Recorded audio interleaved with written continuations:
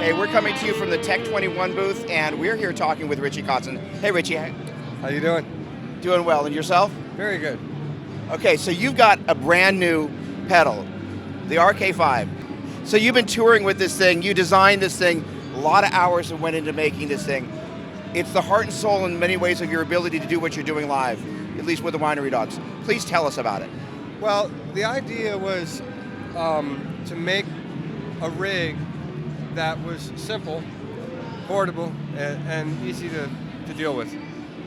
In my history, oftentimes I find myself doing tours and sometimes the backline gets messed up, so I need something consistent. So if I go to play and it's a Fender Twin versus a Marshall Plexi, I still need to get a sound that I can do what it is that I do.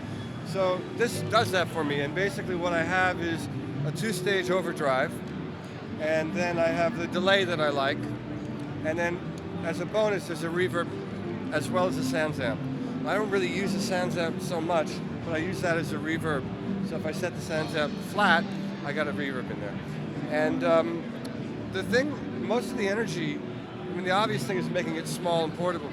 Most of the energy went into the overdrive, developing the overdrive. And we took about 6 months till we finally got the overdrive to do what I needed it to do. And so, I understand you guys had a bunch of prototypes with a bunch of different switches. John would send out a bunch of different boxes with switches up and down, and you would say what you liked and what you didn't.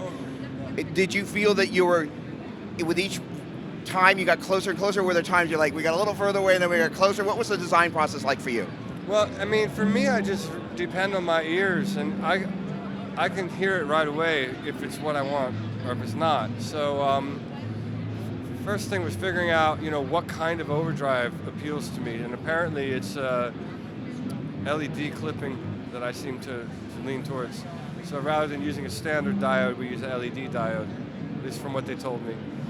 But it's little things like that, and you have to trial and error, There was one pedal he sent me that had like 3 switches on. So I was like, kept trying, that's the combination. So like, I told Andrew, whatever's happening when I do this, that's what I want the pedal to do.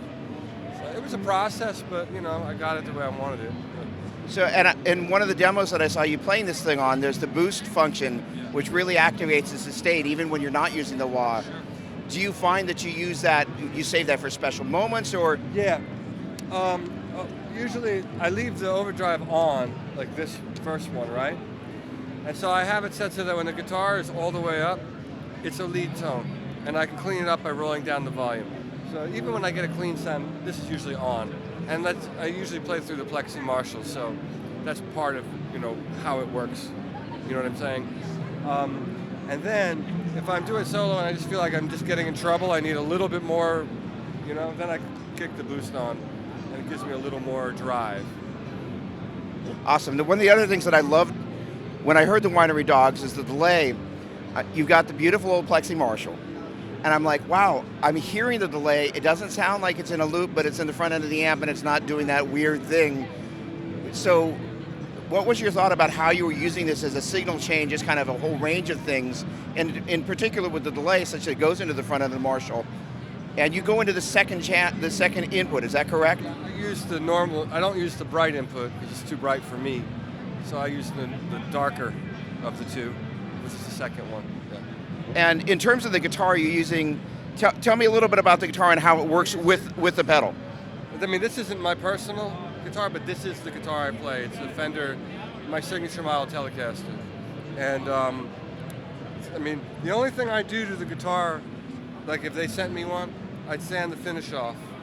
And then I put in an electronic tuner that lives on the guitar. Other than that, it's the same. So you're using the chopper T in the bridge. Chopper T, yeah. And so in terms of the voicing, you wanted, I understand, a little bit more mid-range, so as present as you went from venue to venue. Do you find that, does that really just enable you to just kind of have a rig that is consistent no matter what amp in the backline?